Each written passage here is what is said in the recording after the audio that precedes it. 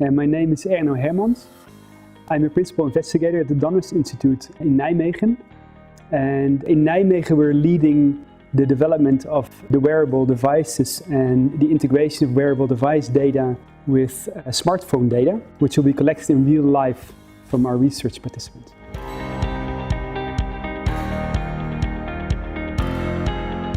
So this is the device. It's manufactured by IMEC, and you can see it here. So it has a small screen at the front. Otherwise it looks like many other smartwatches.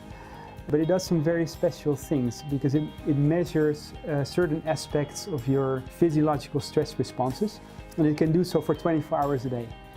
So for example, we see here is the heart rate at the bottom, which of course is related to stress because your heart rate goes up when you're under stress. It measures temperature, which also goes up when you're under a lot of stress. And the third one we see here is the galvanic skin response, or skin conductance, which goes up when you're more aroused. So that's also part of a stress response. And that is something we can see fluctuating throughout the entire day. So when you get more stressed, you see more of these fluctuations. And from this we can derive when someone becomes more physiologically aroused. Now this can also be due to people making more movements. And for this we also have accelerometers in the device. So those are motion sensitive sensors, which we can then use to see if someone becomes physiologically aroused while they're not moving, which would be an indication of a stress response, right? So if your body is getting ready to take action, but you're not actually doing something, that is typical for a stress response.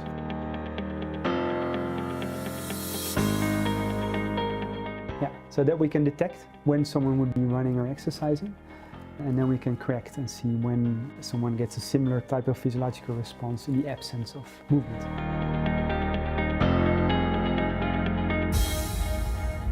On a smartphone, we can collect all the data, but we can also use it to present survey questions. And we do this because the physiology is not the whole story. So you can become excited in a very positive way, which would lead to the same kinds of physiological changes that you see during stress. Now, for this we need to be able to link it also to subjective data, which we will collect with these smartphones. And people will get prompts on the devices, like 10 times a day, asking to fill out short questionnaires. And then they take like a few minutes to fill out a few questions. And this will enable us to link these physiological data to the subjective data and get a full picture of someone's mood and stress states.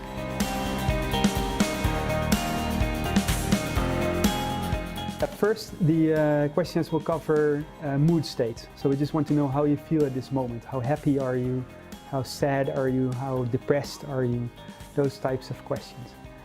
And then we try to interpret this with more contextual kinds of questions, like which social environment are you in at this moment? Are you alone? Are you with family?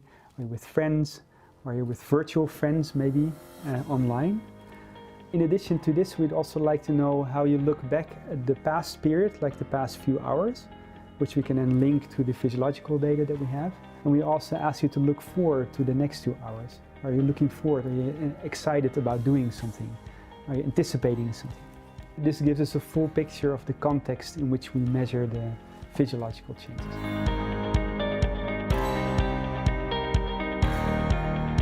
Ultimately, everything has to be automatized because we're going to need real-time analysis to be able to, in real time, also trigger potential interventions. So that means that the data analysis pipeline has to be fully automatic and working on servers, which of course is a huge task that will be a great challenge, I think, for the Dynamo team.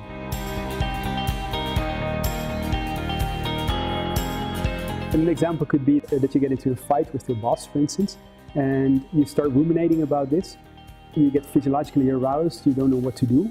And in such a moment, the devices could trigger a prompt which would tell you to now rethink the situation, take a step back, take a little bit of distance and think about it, and then apply a new strategy to approaching the situation.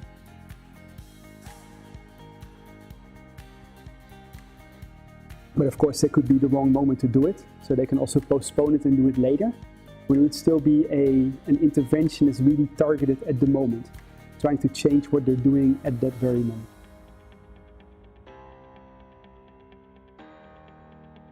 Yeah, so we're collecting really a lot of data from our subjects. includes biological data like brain scans and genetics, which are very sensitive. But also medical history, life history, all kinds of very sensitive personal data. So protecting these data is really of most important to us. So everything we do privacy is guaranteed under European Union laws, the General Data Protection Directive, which ensures that all the data that we collect from our participants are coded in such a way that we keep personally identifiable data separate from our research data. So the personally identifiable data is locked securely and never shared with anyone. And the research data can be shared with others, but only when it's not possible to identify an individual from this. So the devices will be locked and encrypted, so nobody can, in principle, have access to the devices when they find it.